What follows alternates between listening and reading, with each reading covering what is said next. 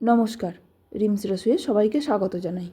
আজ বানাবো cheesy egg bhurji paratha. রেসিপিটা শেষ পর্যন্ত দেখার অনুরোধ করছি।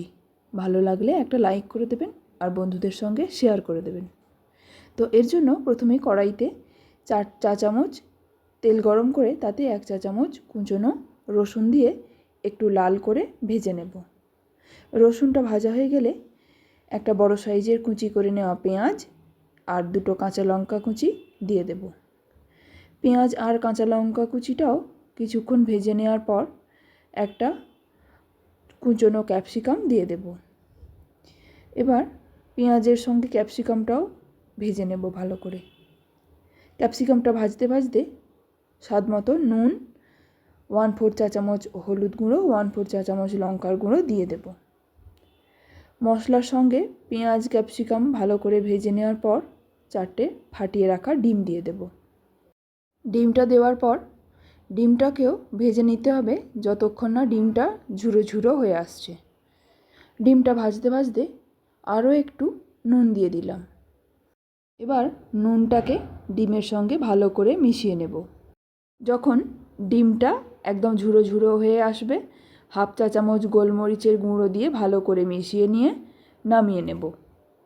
ডিমটা একটা পাত্রে নামিয়ে নেওয়ার পর অল্প ঠান্ডা হয়ে গেলে গ্রেট করা 1/3 কাপ চিজ দিয়ে দেব। তারপর ভালো করে মিশিয়ে নেব।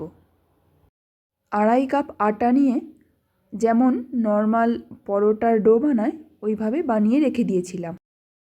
তাতে আমার 8টা লেচি হয়েছে। তা থেকে একটা লেচি নিয়ে অল্প আটা দিয়ে ছোট লুচির সাইজে বেলে নেব। তারপর তার মধ্যে পুর দিয়ে ভালো করে মুড়ে নেব। পুর ভরে মুড়ে নেওয়ার পর আটার ওপরের পাটটা একটু এক্সট্রা ছিল, আমি সেটা বাদ দিয়ে দিয়েছি।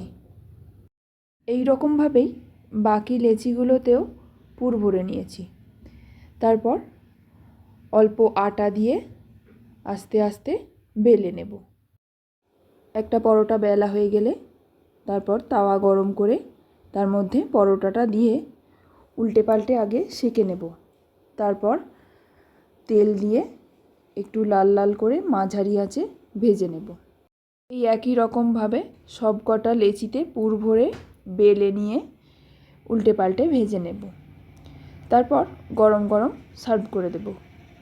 আপনারাও একবার এভাবে বাড়িতে বানিয়ে দেখুন, আশা করছি ভালো লাগবে। রেসিপিটা শেষ পর্যন্ত দেখার জন্য অসংখ্য ধন্যবাদ।